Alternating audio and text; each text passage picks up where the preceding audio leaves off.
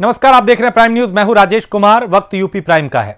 उत्तर प्रदेश में निर्माणाधीन पूर्वांचल एक्सप्रेसवे की प्रगति का जायजा लेने मुख्यमंत्री योगी आदित्यनाथ गाजीपुर के बाद आजमगढ़, सुल्तानपुर, अयोध्या और फिर लखनऊ पहुंचे। इस मौके पर मुख्यमंत्री ने दावे के साथ कहा कि पूर्वांचल को राजधानी लखनऊ से जोड़ने के लिए बन रहे पूर्वांचल एक्सप्रेसवे का काम जो है वो 31 मार्च तक पूरा हो जाएगा। अप्रैल में प्रधानमंत्री इसका उद्घाटन करेंगे।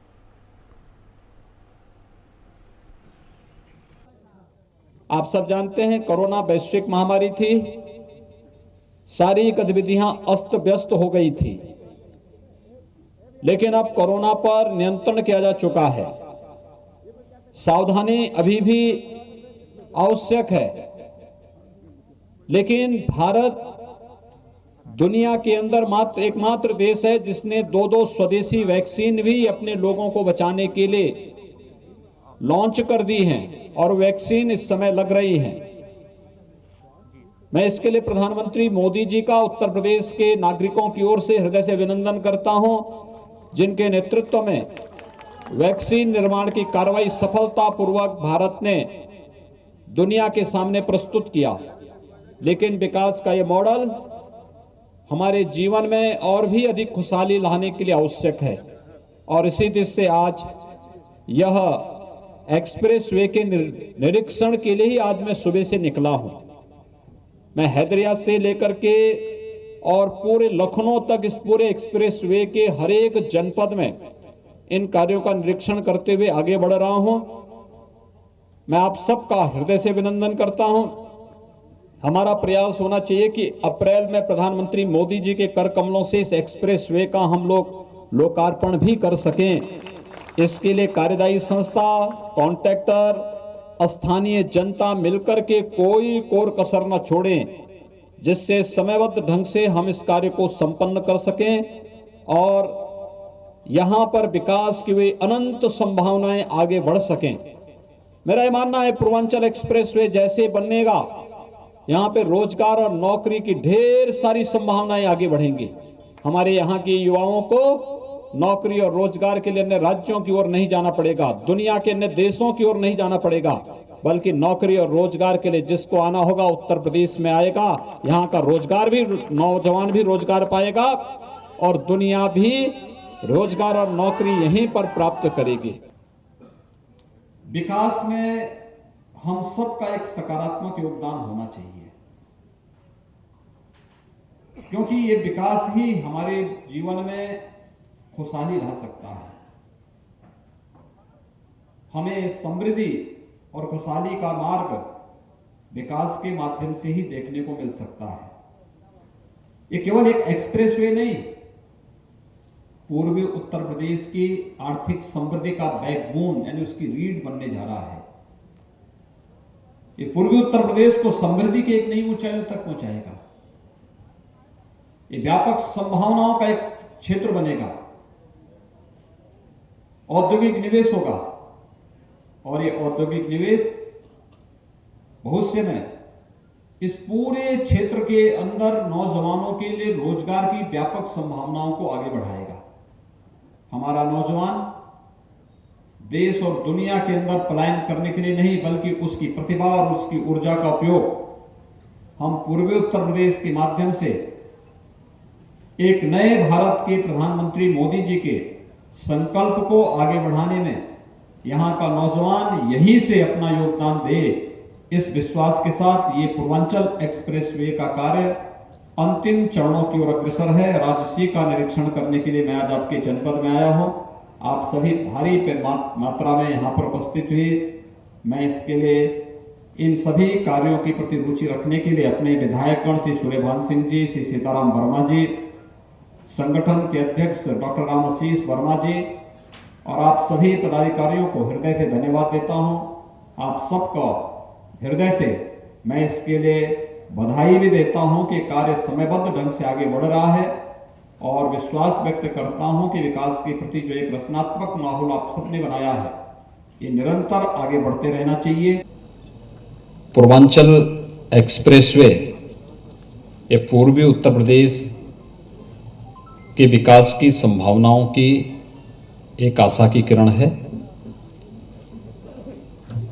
आज से 2.5 वर्ष पहले प्रधानमंत्री मोदी जी ने इसी आजमगढ़ में इस एक्सप्रेसवे का शिलान्यास किया था। अनुमान करिए कि पिछले 2-2.5 वर्ष के दौरान पूरी तस्वीर आपको बदलती हुई दिखाई दे रही होगी। यह आपके विकास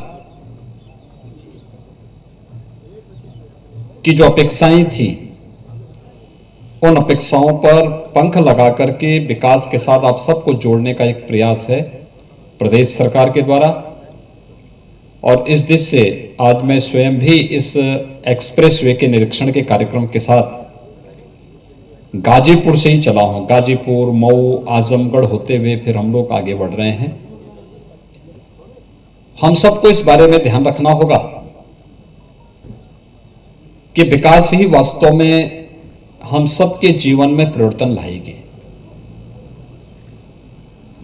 और आजमगढ़, अनुमान करिए आज से 3 वर्ष 4 वर्ष पहले तक आजमगढ़ के नाम से लोग कांपते थे।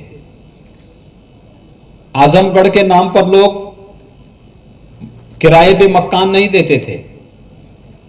यहां का युवा अगर कहीं जाता था और आजमगढ़ नाम बता देता था तो लोग उसको पिंड छुड़ाते थे। लेकिन अब आजमगढ़ विकास की एक नई आशा की किरण के साथ आगे बढ़ रहा है। मैं कल भी अयोध्या में था और मेरा सौभाग्य है कि आज भी अयोध्या की ही भूमि में मुझे आपके साथ संवाद करने का अवसर प्राप्त हो रहा है। कल अयोध्या को वर्ल्ड क्लास सिटी के रूप में बनाने की प्रधानमंत्री जी की मंशा के अनुरूप कैसे कार्यक्रमों को आगे बढ़ाया जा सकता है, इसी के लिए बड़ी बैठक अयोध्या के अंदर हम लोगों ने संपन्न की थी। और आज अयोध्या के साथ साथ पूरे पूर्वी उत्तर प्रदेश को आर्थिक गतिविधियों का केंद्र बिंदु कैसे बनाया जाए, इसके लिए जून 2018 में प्रधानमंत्री जी ने पूर्वांचल एक्सप्रेसवे का शिलान्यास किया था। मुझे बताते हुए प्रसन्नता है कि यह एक्सप्रेसवे अंतिम चरणों में बनने की अंतिम चरणों में चल रहा है और अगले 2-2.5 महीनों के अंदर पूर्वांचल एक्सप्रेसवे बनकर के तैयार हो जाएगा। आप अनुमान करिए कि पूर्वांचल एक्सप्रेसवे पूर्वी उत्तर प्रदेश की आर्थिक गतिविधियों की रीढ़ बनने जा रहा है, क्योंकि यह व्यापक निवेश की संभावनाओं को लेकर के आएगा। और निवेश का मतलब रोजगार, नौकरी। हमारा युवा जो आज नौकरी और रोजगार की तलाश में देश और दुनिया में भटकता है, तो उसको स्थानीय स्तर पर ही नौकरी और रोजगार मिलेगा। और जब स्थानीय स्तर पर नौकरी और रोजगार उसे प्राप्त होगा तो अपनी प्रतिभा और अपनी ऊर्जा का बेहतर उपयोग वह पूर्वी उत्तर प्रदेश के निर्माण के माध्यम से राष्ट्र के प्रति अपनी बेहतर सेवा देने में वो सफल होगा। इसलिए पूर्वी उत्तर प्रदेश की इकोनॉमी की बैकबोन बनने जा रही है पूर्वांचल एक्सप्रेसवे। और ये पूर्वांचल एक्सप्रेसवे बहुत शीघ्र बनकर के तैयार होगा, जिसी का निरीक्षण करते हुए हम लोग सुबह से ही चले हैं। मैं सुबह गाजीपुर, मऊ, आजमगढ़, सुल्तानपुर होते हुए अब अयोध्या में आया हूं। और अयोध्या के बाद अभी हमें 1-2 और जगह कार्यक्रम देख करके फिर हम लोग लखनऊ पहुंचेंगे। भाइयों बहनों, अगर हमें प्रत्येक नागरिक के जीवन में खुशहाली लानी है तो हमें विकास की प्राथमिकताओं को तेजी के साथ आगे बढ़ाना पड़ेगा। हमें विकास की एक रचनात्मक सोच को आगे बढ़ाना पड़ेगा। पहले प्रोजेक्ट बनते थे और छोटे से प्रोजेक्ट में जिसे 1 वर्ष में पूरा होना है, उस प्रोजेक्ट में समय लगते थे 10 साल, 12 साल। मुझे याद है जब हम 2017 में प्रदेश में हमारी सरकार बनी, सिंचाई के प्रोजेक्ट को पूरा कराया, प्रधानमंत्री जी के कर कमलों से इसे राष्ट्र को समर्पित करवाया। वह थी बाण सागर परियोजना की।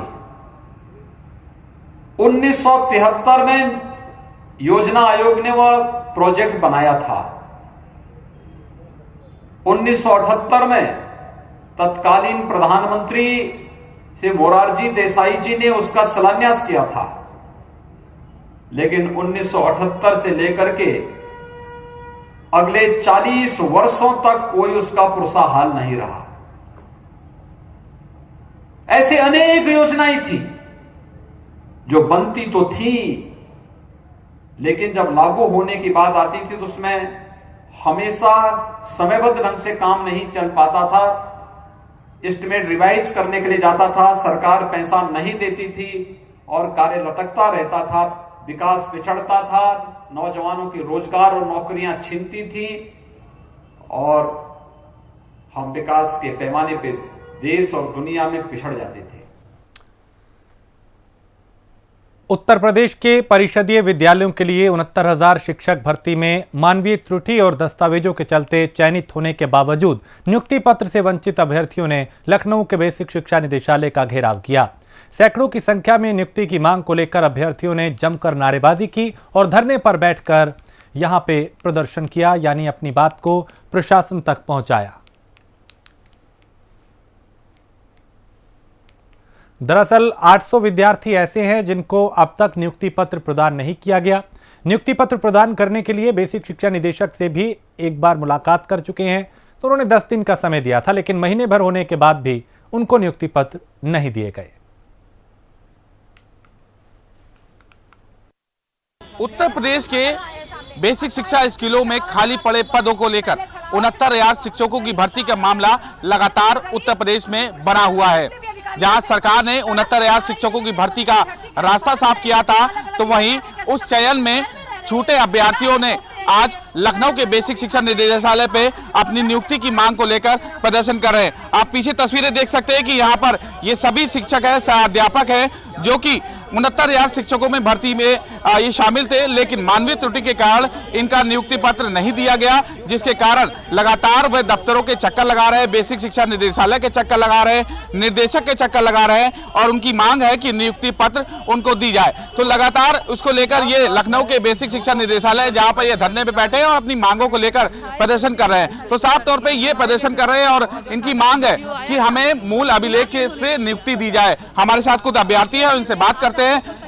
मांग क्या है? 69,000 शिक्षक भर्ती जो थी, सरकार ने रास्ता साफ कर दिया था, सरकार ने कहा हमने भर्ती पूर्ण कर ली, लेकिन फिर आप लोग क्यों बैठे, क्यों प्रदर्शन कर रहे हैं? हमारी गलती ये हो गई है कि हमारे में से कुछ छात्रों का प्राप्तांक अधिक हो गया है, किसी का पूर्णांक कम हो गया है, जिसके तहत हम लोग 7 दिसंबर से अनवरत धरना दे रहे थे। 11 जनवरी को रात में 8 बजे तक हमने धरना दिया। 8 बजे हमारी महासचिव साहब से मुलाकात हुई तो उन्होंने कहा कि आप लोगों के लिए 10 दिन के अंदर कोई ना कोई शासनादेश आ जाएगा, इस पर कार्य किया जा रहा है। हम लोग शांति से घर चले गए, फिर घर पे गए, आराम से बैठे। इसके बाद इन्होंने 18 तारीख को एक शासनादेश जारी किया, जिसके तहत कुछ जनपदों में नियुक्ति पत्र प्रदान कर दिया गया, फिर उसको रोक दिया नियुक्ति पत्र। कुछ जनपद में नियुक्ति पत्र प्रदान करके स्कूल आवंटन कर दिया गया, स्कूल आवंटन के लिए रोक दिया। उसके बाद कुछ जनपद में स्कूल आवंटन भी दे दिया गया, कार्यभार ग्रहण भी कर लिया, स्कूल में जाके वो हाजिरी भी लगा रहे हैं।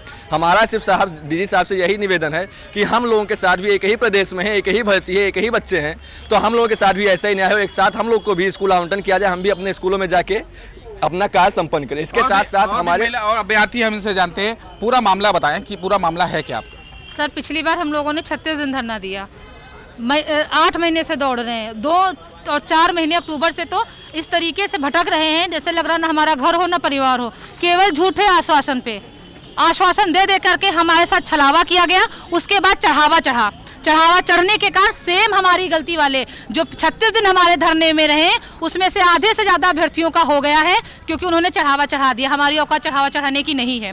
अगर हमारी जैसी समस्या का 28 डिस्ट्रिक्ट में हो गया तो किस बेस पे हो गया? मेरे इसे एक प्रश्न का जवाब दिया जाए, हमारा क्यों नहीं हो रहा है? 18 तारीख का जी उन्होंने घुमा के क्यों पेश किया? जिला चयन समिति को उन्होंने अधिकार सौंपा, तो उस सारे जिला चयन समिति क्यों नहीं उसका निर्णय ले पा रही है? आखिर उसके पीछे क्या रीजन है? क्यों नहीं हम लोगों का हो रहा है? कह रही कि हम तो 69,000 शिक्षकों की भर्ती पूरी कर चुके हैं। कहाँ पूरी हो गई? पूरी हो जाती तो हम लोग यहाँ पे क्यों पड़े होते?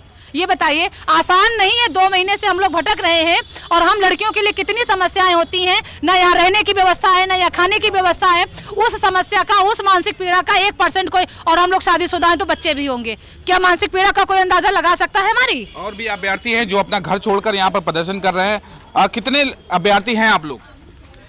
सर अभी तो 700 होंगे। लगभग 700 अभ्यर्थी हैं आप लोग, वही प्रदर्शन कर रहे हैं, घर छोड़कर आए हैं आप लोग। हाँ, जाहिर सी बात है कि लखनऊ में तो सबका घर हो नहीं सकता है। तो जाहिर सी बात है, हम लोग बस डीजी सर से यही कहने आए हैं कि संशोधन में इतना भेदभाव क्यों कर रहे हैं। एक ही प्रदेश है, एक ही भर्ती है, उसी भर्ती के बच्चे हम लोग भी हैं। 28 जिलों में कैसे कर दिया गया और बाकी जिलों में क्यों नहीं किया।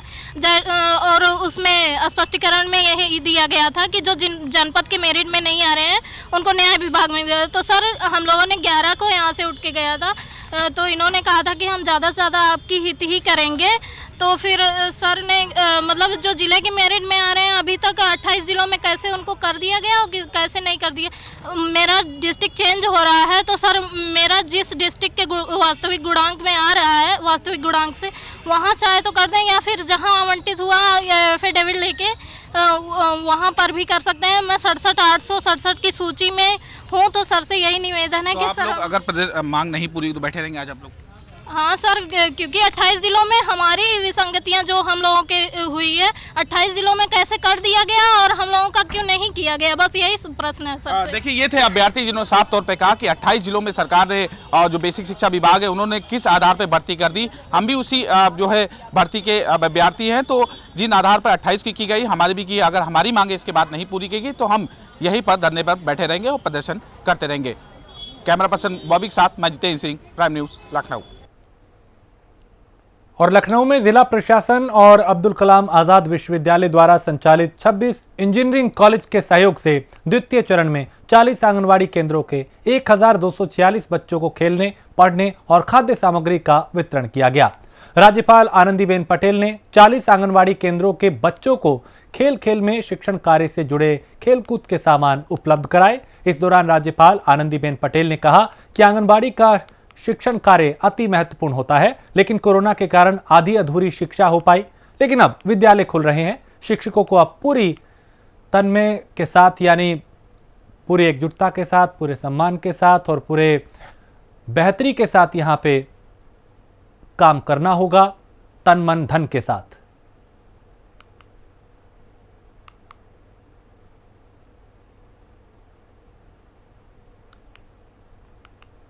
राजभवन के प्रांगण में चल रही प्रादेशिक फल, शाक भाजी एवं पुष्प प्रदर्शनी के तीसरे दिन आम जनता को काफी आकर्षित किया गया। प्रदर्शनी में प्रतियोगिता में लखनऊ नगर निगम को पुरस्कार दिया गया, तो वहीं लखनऊ की जनता ने जमकर प्रदर्शनी का लुत्फ उठाया। परिवार के साथ पहुंचे लोगों ने कहीं बड़े से कद्दू को देखकर एंजॉय किया, तो कहीं अपने बराबर मिली यानी जो दूसरी चीजें थी उनको देखकर उनके चेहरे खिल उठे। प्रदर्शनी में पुष्पों से बनाई गई शिवलिंग और शंख देखने लायक थी और लोगों ने प्रदर्शनी का जमकर लुत्फ भी उठाया।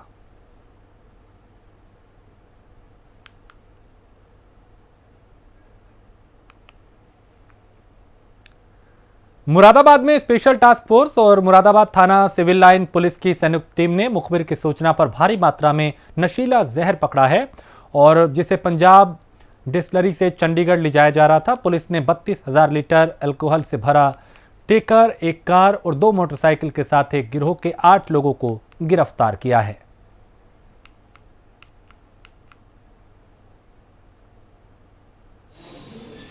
ये लोग यहाँ पे अल्कोहल लेकर के आते हैं, ट्रांसपोर्टेशन होता है और रास्ते में ढाबे पे किसी लोकल व्यक्ति को निकाल करके बेचते हैं और फिर वहाँ से इसको मिक्स करके और मिश्रित शराब का निर्माण किया जाना प्रकाश में आया था। सूचना मिली थी ऐसी, इसमें एसटीएफ की तरफ से भी सूचना आई थी, एसटीएफ के लोग भी थे और साथ में जिला पुलिस थी। संयुक्त रूप से सूचना के आधार पर रेड किया गया और इसमें लगभग 30,000 के आसपास बरामदगी हुई है। आगे जो भी चीज़ें हैं वो इन्वेस्टिगेशन में आगे आएंगी और ये लग रहा है कि कोई बड़ा रैकेट है जो इस तरह से काम करता है। तो काफ़ी लोग पकड़े भी गए इसमें, लेकिन इसमें गहराई तक छानबीन की जाएगी। और आगरा में ड्रग एवं औषधि विभाग ने पुलिस के साथ मिलकर बड़ी कार्रवाई की है, जहां एक्सपायरी दवाओं को रीपैकेजिंग कर ऊंचे दाम पर बेचने वालों के यहां छापा मारकर भारी मात्रा में दवाओं का जखीरा पकड़ा है। थाना जगदीशपुरा क्षेत्र के सेक्टर 12 में राजोरा डिस्ट्रीब्यूटर्स नाम की फर्म गोरख धंधा कर रही थी और फर्म के मालिक राजोरा ब्रदर्स को, यानी इस फर्म के जो मालिक है राजोरा ब्रदर्स को हिरासत में लेकर पूछताछ की जा रही है। आगरा के अलावा रेड में हाथरस, फिरोजाबाद, बुलंदशहर और बागपत के ड्रग इंस्पेक्टर भी मौजूद रहे। ड्रग इंस्पेक्टर ने बताया कि उन्हें लखनऊ से इनपुट मिला था, जिसके बाद यहां छापा मारा गया।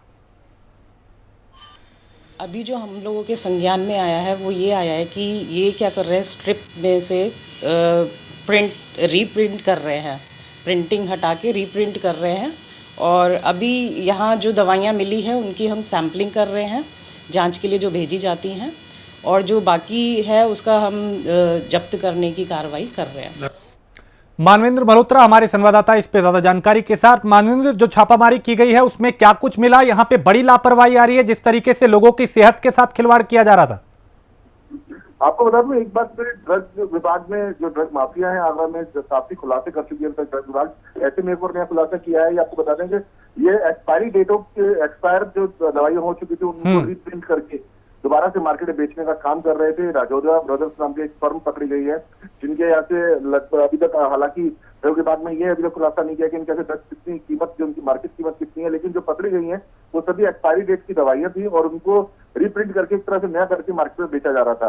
उसके बाद आपको बता दूं, सबसे पहले आगरा में 2 जगह पे छापेमारी की गई और उसके बाद जब विभाग को जानकारी हुई तो मथुरा में वृंदावन रोड के पास एक फैक्ट्री पकड़ी है जहां पे इन दवाइयों को दोबारा से रिपैक किया जाता था। तो माना जा रहा है कि ड्रग के साथ काफी बड़ी सफलता हाथ लगी। और सच में आपको बता दूं, कहीं ना कहीं ये आम जनजीवन के लोगों से खिलवाड़ है। जो लोग बिल्कुल नई दवाई खरीदने जाते हैं, फ्रेश मेडिसिन मार्केट से खरीदने जाते हैं, उनको एक तरह से एक्सपायरी डेट की मेडिसिन दी जा रही थी। तो माना जा रहा है कि ड्रग विभाग इसमें बहुत बड़ी कार्रवाई करता हुआ नजर आ रहा है। एसपी सिटी ने भी, आगरा ने भी इसमें जो दोषी है उनके खिलाफ कार्रवाई करने की बात कही है। चलिए, बहुत शुक्रिया मानवेंद्र जानकारी के लिए। तो यहाँ पे कैसे लोगों की जान के साथ खिलवाड़ किया जा रहा था, एक्सपायरी दवाओं को रिपैकेजिंग करके यहाँ पे सप्लाई किया जा रहा था, लेकिन ड्रग विभाग की छापेमारी में इस बात का खुलासा हुआ। आगे बढ़ते हैं।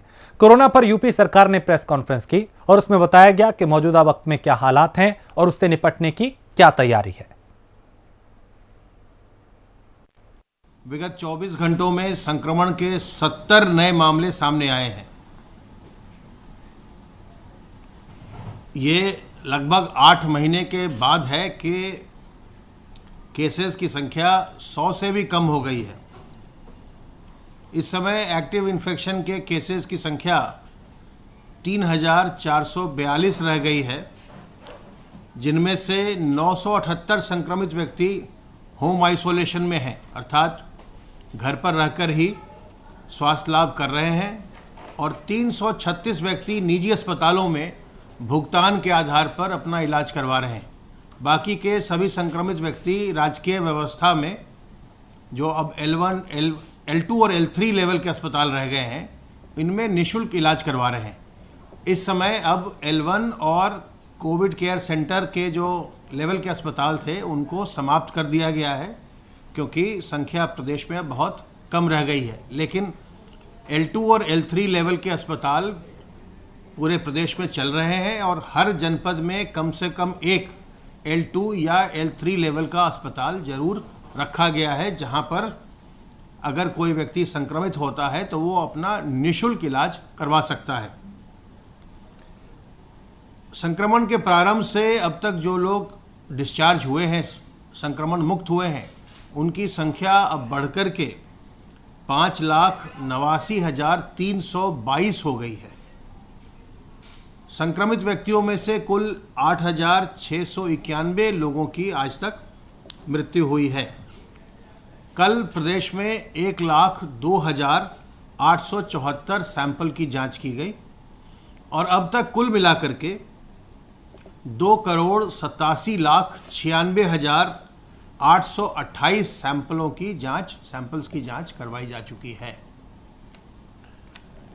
सर्वेलेंस की कार्रवाई के अंतर्गत अब तक 1,84,915 इलाकों में 5,10,855 टीम दिवस के माध्यम से 3,14,39,514 घरों का सर्वेलेंस कराया गया है और इनमें रहने वालों की संख्या 15,26,89,799 है। कल पूरे प्रदेश में हमारे PHCs पर, चाहे वो ग्रामीण क्षेत्र के हों चाहे शहरी क्षेत्र के, सभी PHCs पर मुख्यमंत्री आरोग्य मेले का आयोजन किया गया था। यह मेला हर रविवार को किया जाता है ताकि आप उस दिन अवकाश पर होते हैं तो आप आकर के अपने परिवारीजनों के या बच्चों के अगर कोई समस्या है स्वास्थ्य संबंधी तो इन मेलों में आकर के आप वहां पर दिखवा सकें और आपको दवाइयाँ भी मिल सकें। मुख्यमंत्री आरोग्य मेले में डॉक्टर, डायग्नोस्टिक और ड्रग्स इन तीनों को हम एक जगह पर उपलब्ध कराते हैं और यह लोगों के बीच में बहुत ही लोकप्रिय है। लोग काफ़ी संख्या में इसका लाभ उठाते हैं। कल जो मेले आयोजित किए गए इनमें 2,62,067 लोगों ने अपना स्वास्थ्य परीक्षण करवाया। इनमें 1,03,418 पुरुष, 1,18,076 महिलाएं और 40,573 बच्चे सम्मिलित हैं। जिन लोगों ने स्वास्थ्य परीक्षण कराया उनमें से 3,992 लोगों को उच्चतर केंद्रों में रेफर किया गया, उन्हें संदर्भित किया गया ताकि वो अपना इलाज बड़े अस्पताल में करवा सकें। आरोग्य मेले के दौरान आयुष्मान भारत योजना के गोल्डन कार्ड भी बनाए जाते हैं और कल इन मेलों में 19,411 गोल्डन कार्ड बनाए गए। इन मेलों में कोविड के लिए एंटीजन टेस्ट भी किए जाते हैं। और इसी के साथ इस बुलेटिन में फिलहाल इतना ही। देश प्रदेश की बाकी खबरों के लिए आप देखते रहिए प्राइम न्यूज।